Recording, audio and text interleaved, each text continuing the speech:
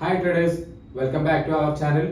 അടുത്ത ദിവസത്തേക്കുള്ള market analysis സെഷനിലേക്ക് സ്വാഗതം. നിങ്ങൾക്കറിയാം, വരുന്ന ആഴ്ചയിൽ ഒരുപാട് കാര്യങ്ങളുണ്ട്. ഒന്ന്, ബജറ്റ് എന്നുള്ളത് എന്തുണ്ട്, നമുക്ക് 23-ാം തീയതിയാണ്. അപ്പൊ ഈ ആഴ്ചയിലെ മാർക്കറ്റ് ഹെവി വോളട്ടൈൽ ആകാനുള്ള സാധ്യത വളരെ കൂടുതലാണ്. കറന്റ് നമുക്ക് ഇന്ത്യ വിക്സ് നിൽക്കുന്നത് 14.83 എന്നുള്ള ലെവലിലാണ്.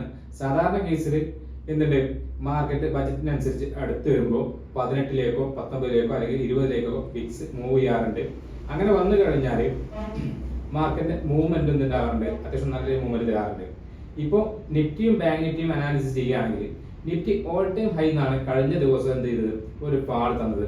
നല്ലൊരു ഫാൾ തന്ന് 1% മുകളിലെ ഒരു ഫാൾ തന്നിട്ടാണ് മാർക്കറ്റ് എന്ത് ചെയ്തത്, ഇപ്പൊ നിലനിൽക്കുന്നത്. ഏകദേശം ഒരു എൻഗൾഫിംഗ് ക്യാൻഡിൽ എന്ന് തന്നെ പറയാൻ പറ്റും. അത്രയും നല്ല ഒരു റെഡ് ക്യാൻഡിൽ ആയിട്ടാണ് ഡെയിലി ക്യാൻഡിൽ മാർക്കറ്റ് നിൽക്കുന്നത്. അപ്പൊ നമ്മൾ അനാലിസിസ് ചെയ്യുന്ന സമയത്ത് ഇനി നാളത്തെ ഒരു ദിവസം തിങ്കളാഴ്ച മാർക്കറ്റ് എന്ത് ചെയ്യും, ഹൈലി വോളട്ടൈൽ ആവാനുള്ള സാധ്യത നമുക്ക് തള്ളിക്കളയാൻ പറ്റില്ല. കാരണം കഴിഞ്ഞ ദിവസം നമുക്ക് ആലോചിച്ചാൽ കിട്ടും, 2 ദിവസം മുമ്പ്, അതായത് 18-ാം തീയതി ഒരു എൻ ടൈപ്പിലൊക്കെയാണ് മാർക്കറ്റ് മൂവ് ചെയ്തിട്ടുണ്ടായിരുന്നത്. നിഫ്റ്റി അല്ല, ബാങ്ക് നിഫ്റ്റിയുടെ കേസാണ് പറഞ്ഞത്. അത്യാവശ്യം നന്നായിട്ട് തന്നെ മൂവ് ചെയ്തിട്ടുണ്ടായിരുന്നു അല്ലെ. 1% അല്ലെങ്കിൽ 6% മുകളിൽ മാർക്കറ്റ് മൂവ് ചെയ്യുന്ന രീതിക്കാണ് ഉണ്ടായിരുന്നത്.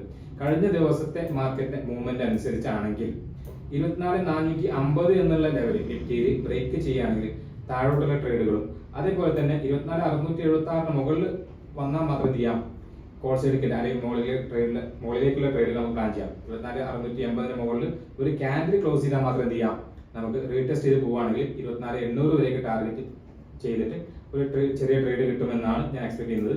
ഇതിനിടയിൽ 24,676-നും 24,480-നും ഇടയിലുള്ള ട്രേഡുകൾ ഒഴിവാക്കുന്നതായിരിക്കും കുറച്ചും കൂടെ നന്നായിട്ടുണ്ടാവുക. അതേപോലെ തന്നെ മാർക്കറ്റ് ഓപ്പൺ ചെയ്യുന്നത് 24,850-ന് മുകളിലാണെങ്കിൽ റീടെസ്റ്റ് തന്ന് മാർക്കറ്റ് എങ്ങോട്ട് പോകുന്നു എന്ന് നോക്കിയതിനു ശേഷം മാത്രം എന്ത് ചെയ്യാം, ട്രേഡ് എടുക്കുക. എന്തായാലും നാളത്തെ ഒരു ദിവസം മാർക്കറ്റിന് മാക്സിമം കഴിയുമെന്നുണ്ടെങ്കിൽ വിട്ടു നിൽക്കുന്നതായിരിക്കും നല്ലത്.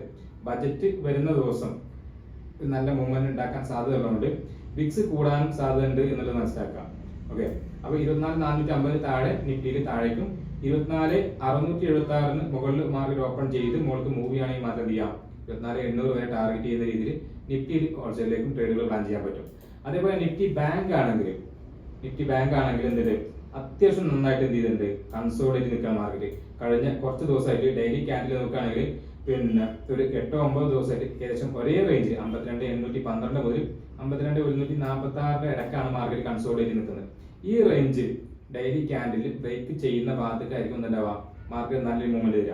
ഇത് ഡെയിലി ക്യാൻഡിലെ കേസാണ്. ഇനി ഇത് 15 മിനിറ്റിലേക്ക് വന്നു കഴിഞ്ഞാൽ നമുക്ക് എന്ത് ചെയ്യാം, ഡൗൺ സൈഡ് 52,146-ന് താഴെ വന്നാൽ നമുക്ക് ഡൗൺ സൈഡ് ട്രേഡ് പ്ലാൻ ചെയ്യാം. ഫസ്റ്റ് ടാർഗറ്റ് നമുക്ക് വെക്കാൻ പറ്റുന്ന 51,913 എന്നുള്ള ലെവലിൽ നമുക്ക് ഫസ്റ്റ് ടാർഗറ്റ് ചെയ്യാൻ പറ്റും.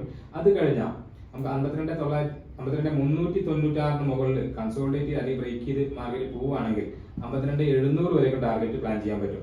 ഇനി വലിയൊരു ഗ്യാപ്പ് അപ്പ് ഓപ്പൺ ചെയ്യുകയാണെങ്കിൽ നിഫ്റ്റി ബാങ്ക് ആണ് കുറച്ച് എന്ത് ചെയ്യാൻ സാധ്യതയുള്ളത്, മാർക്കറ്റ് മുകളിലേക്ക് പോകാനുള്ള സാധ്യതയുള്ളത്. അതേപോലെ ഗ്യാപ് ഡൗൺ ആണെങ്കിൽ പോലും എന്തുണ്ട്, നിഫ്റ്റി ബാങ്ക് നിഫ്റ്റി താഴേക്ക് വരാനുള്ള സാധ്യതയുണ്ട്. അപ്പോൾ 51,913 ഫസ്റ്റ് ടാർഗറ്റ് വെക്കാം, 51,800 സെക്കൻഡ് ടാർഗറ്റ് വെച്ച് നമുക്ക് എന്ത് ചെയ്യാം, വെയിറ്റ് ചെയ്യാൻ പറ്റും. ഈ ഏറ്റവും ബെസ്റ്റ് ഒരു ബിഗിനർ ട്രേഡർ ആണെങ്കിൽ നിങ്ങൾക്ക് ഏറ്റവും ബെസ്റ്റ് മാർക്കറ്റിന് അടുത്ത 2 ദിവസം വിട്ടു നിൽക്കുക എന്നുള്ളതാണ്. മാർക്കറ്റ് അനാലിസിസിന്റെ ഈ വീഡിയോ നിങ്ങൾക്ക് യൂസ്ഫുൾ ആയിട്ട് തോന്നിയിട്ടുണ്ടെങ്കിൽ നമ്മുടെ പേജിൽ ലൈക്ക് ചെയ്യുക, അതുപോലെ മറക്കാതെ സബ്സ്ക്രൈബ് ചെയ്യുക.